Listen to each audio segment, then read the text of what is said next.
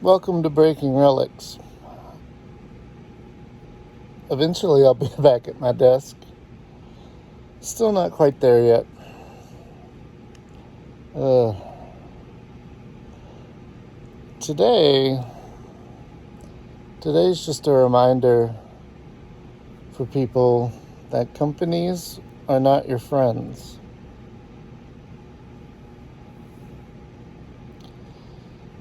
They'll throw out all the whistles and bells, expect all this stuff from you, and then when it's convenient for them, turn their back on you.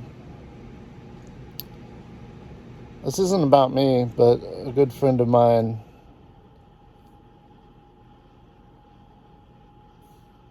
I did realize that heater's still on. I wonder how much of that's being picked up. Let's turn off the heat real quick. There. Oh. So yeah. Job asked her, or company asked her to take on a new job with more responsibilities. Told that she was expected to work 10 hours a day, 5 days a week if she took this job. She's trying to get out of a really sticky living situation. Takes the job, is in it for 3 or 4 weeks, doing the overtime, getting it done, trying to make some extra money to be able to get her new place out of where she's at. And, now that she's in the position where she didn't get that big of a bump in raise because they were like, well, you're going to be getting all this overtime. Very next thing they do is go, oh, well, there's no overtime available for you, so you can't take it.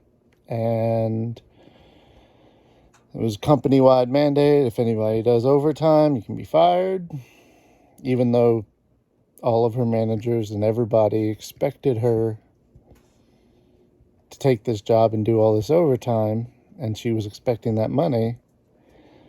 Oh, and let's not forget at the same time, the manager is doing, well, we're a little slow now, so, you can't take overtime right now because that's the mandate.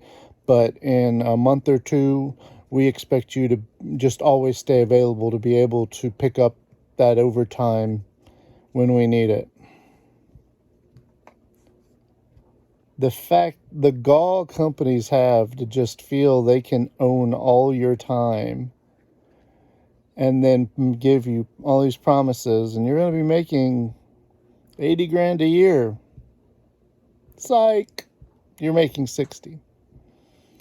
It frees up some of your time, sure, kinda, but they say they expect you whenever they want at your beck and call. It's ridiculous. So yeah, this is just your daily reminder for those who didn't know. Companies are not your friend. And yeah, if you have a company that says you're going to be working all this overtime, all this extra money, don't bank what your time, what you need to survive and how much money you'll be making on having this guaranteed overtime. The only thing you can actually semi-rely on is the 40 hours a week. And I know that's sus with some companies. My old boss at a small business used to lay people off multiple days during the slower season.